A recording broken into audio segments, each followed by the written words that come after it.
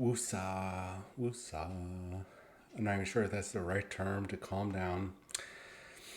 But I feel a lot calmer now. Welcome back to the Havoc Maker Studio. I really appreciate you guys tuning in. My name is John, and I believe I have managed to de stress myself from defending Games Workshop. In my previous video, I was talking about Games Workshop and not necessarily an attack on them, but I think it's going to become an attack in time. So make sure you check out that video that I published earlier today. Thankfully, Atomic Mass Games has done me a solid in multiple ways. First, they've updated their website. Second, brand new article coming out explaining a bunch of unanswered questions. And finally, it's helped me avoid really doing another video, a separate video, in regards to some things that Atomic Mass Games is going to be needing to do in the future. So let's start right there, talking about the future of Atomic Mass Games. They've already done a very good job of having a well-balanced game, doing some amazing models. They've recently started innovating with different unit types. We've seen the grunts, like the hand ninjas, and the shield agents. We've seen our first mounted character, I guess. I can't jump off the mount, but the first big mounted monsterish type character with the Malekith the Accursed. That should be coming out in August. Possible new unit type, or at least model type, that we have not seen. The Nick Fury Sr. and Howling Commandos. We don't know if he's going to be a separate unit with those three models on the base, or is he going to be a grunt unit? We have no idea exactly what's going to be happening. They've slowed down on the number of team tactic cards and crisis cards, apparently. So they're actually making the changes that I was going to be talking about that they should be looking at doing in the near future. Other ones we've talked about in the past are the game modes or event modes or formats like standard play, tournament play. They've got ultimate encounters. We've talked on this channel before numerous times about rumors that thankfully have kind of died down, but of a large battle format where you fight with your full 10-man roster on a larger board than the 3x3. Once again, that was rumor, and I always said take it with a grain of salt. We still don't know how that would work, if possible, which I think it is possible. Probable, no. Possible, yes. At any rate, today they updated their, as I said, they updated everything with the Challenger events. And if you're not familiar, the Challenger, what they're referring to is it's kind of a dual thing here. First up, the Challenger events are a way for them to describe the different formats for organized play. The other version is that it's using one of the elders of the galaxy, or the universe, I should say, the Challenger. That's wonderful ripped gentleman you're seeing on on your screen right now. We've already encountered actually a couple of the elders of the universe in the MCU. Jeff Goldblum had played or is playing the Game Master in the Thor movies, and we've also seen Benicio del Toro, I hope I'm pronouncing that right, as the Collector in the Guardians of the Galaxy movie. And of course, they've crossed over in a couple of different MCU series. But those are elders of the universe. Now, what does this have to do with the organized events? It's just a name. It's just a clever use of terminology for the name, that's all. And so I'm going to go and read just this first paragraph on their atomic transmissions. So if you want to read the full article, go ahead and jump on there. I'm going to give you the highlights, and then we're going to take a look at organized play. So hello, and welcome to another installment of Atomic Mass Transmissions. Today, we're going to talk about the freshly released card pack and some updates to organized play. With the new card pack releasing, some of you may be wondering, why did all of these Team Tactic cards get reprinted? And why are there little symbols down there in the bottom right-hand corner? And another question before we continue I've seen is, why haven't you reprinted XYZ, a card or a character, whatnot? And it finishes up with, well, today we will answer all these questions. So the set symbols are something that some of you guys will be familiar, especially if you've played collectible card games. As a new set like Pokemon, I don't know, Pearl and Granite, I don't know, a series, or Magic the Gathering, Tokugawa or Kamigawa. Yeah, Kamigawa. Tokugawa is a time period or government. The Innistrad. They're just the different settings or format, or not even formats, different sets that have come out. And with new cards, possible new gameplay options or whatnot. Magic the Gathering, I'm going to use this as the main example, has multiple formats that follow that use these set symbols or sets to help determine what's available for play. They have like standard play, modern. They have two-headed giant, commander, legacy, vintage.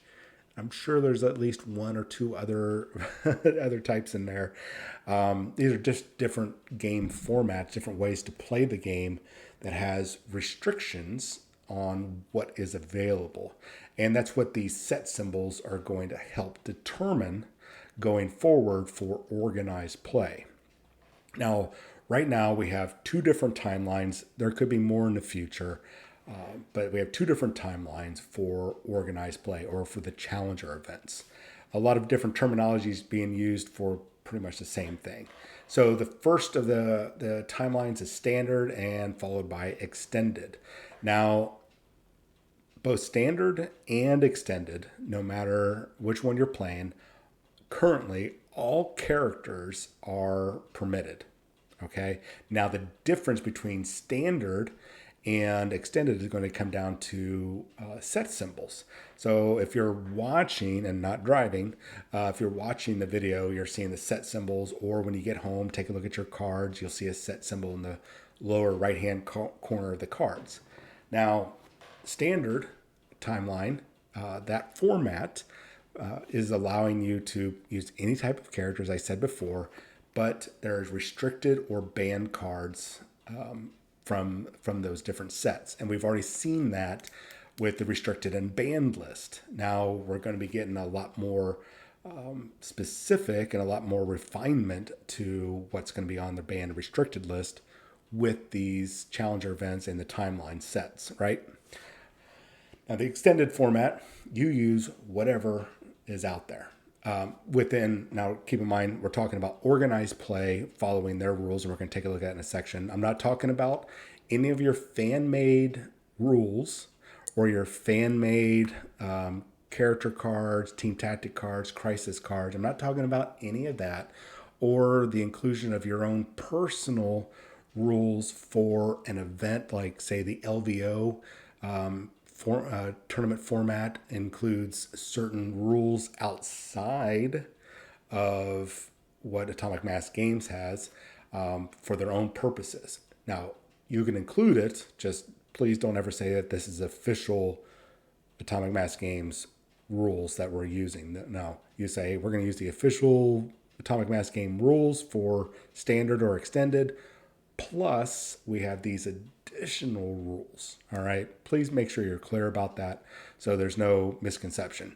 So let's take a look at their updated organized play page. And I'm going to have a link for this page in the description below to make it a little bit easier for you when you get home, if you already don't have it linked or a bookmark already set up. So Challenger Events has been updated.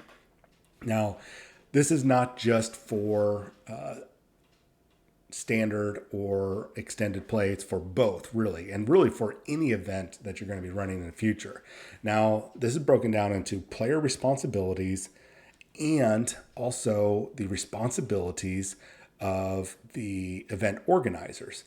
Covers everything from how to set up or what you need to prepare to play the games, including what miniatures are being used, unsportsmanlike conduct, this is definitely something that we really need to pay attention to because we have a very good community with the Marvel Crisis Protocol, but there's always that tiny percentage of, at least I would say, every event's going to have one guy that or gal or person that's going to be poopy pants at the event, and we need to do our best to keep these events civil and respectful, because we do not want to be known have that bad optics like Warhammer 40,000 or Horus Heresy. We want to have a very good optics, right?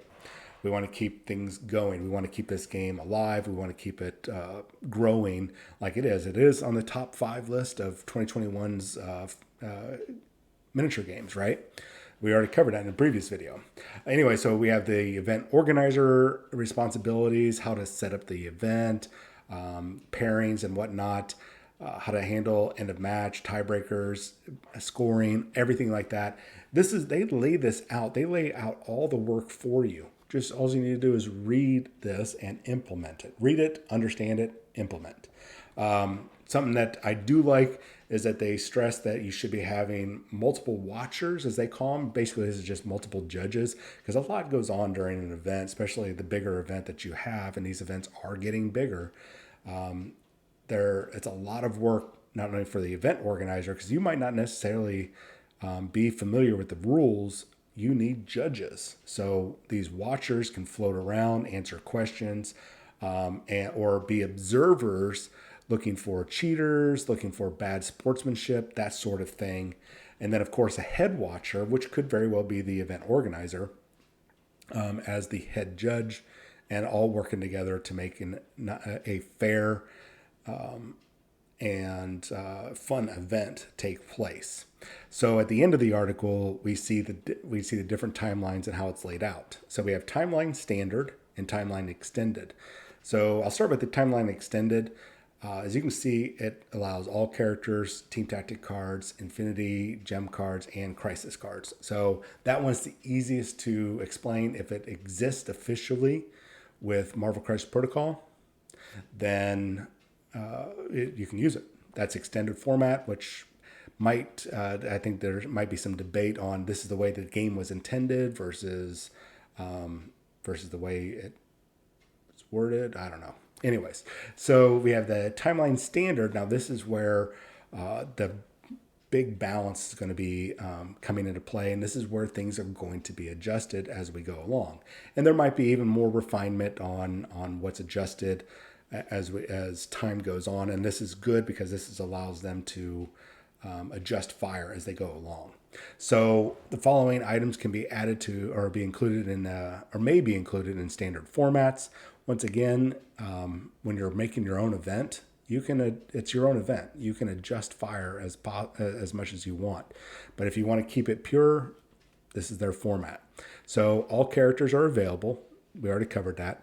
Team tactic cards, team tactic cards, crisis cards, and infinity gem cards. What's available according to their current standard format is what's being depicted, at least here. And this will get adjusted as we go along over hopefully the next decade or more of Marvel Crisis Protocol, because we definitely have thousands of characters available to us. So let me know what you guys think about them kind of getting this well organized. Do you like this timeline, standard and extended format? Is this really cool? Are you looking forward to one over the other? Anyways, if you have not subscribed, we are about, 7 days away? No, 6 days away from the end of the month, which means on the following Monday, the end of the month. So going into July 4th, we'll probably have to do it July 5th. I will do the actual drawing because that'll be July 4th weekend. I'm going to be out of town. So we'll do the official drawing on the 5th of July for the quarter 2 giveaway. We're going to be giving away Supergiant and Black Swan to one lucky winner. And we're going to be giving Heimdall and Scourge away for another lucky winner once that drops. So you might get a little bit of a delay in receiving your product when that drops in July. So how do you win? You need to be a subscriber. And you need to make sure when you subscribe that, especially if you had to go in and create an account or you had already an account created, if you do not have it available to where people can see who you're subscribed to. That means I can't see that you're subscribed to me, which means I cannot include you in the drawing because I pull from my list of subscribers that I can see, right? That makes sense, I hope. So make sure that you have that turned off or turned on, I guess, depending on the way you look, how you look at it. That way I can see who you are and I can do the drawing. And if you're just a subscriber, just because you want to support the channel, boy, do I appreciate it. And I'm sure all the other ones that are vying for to win the quarterly giveaway do really appreciate you just hiding it for reasons to support. I really do appreciate that. Anyways, my name is John. This has been another episode of Havoc Maker Studios Gaming News. I'll chat with you all later. Have a great weekend. See ya.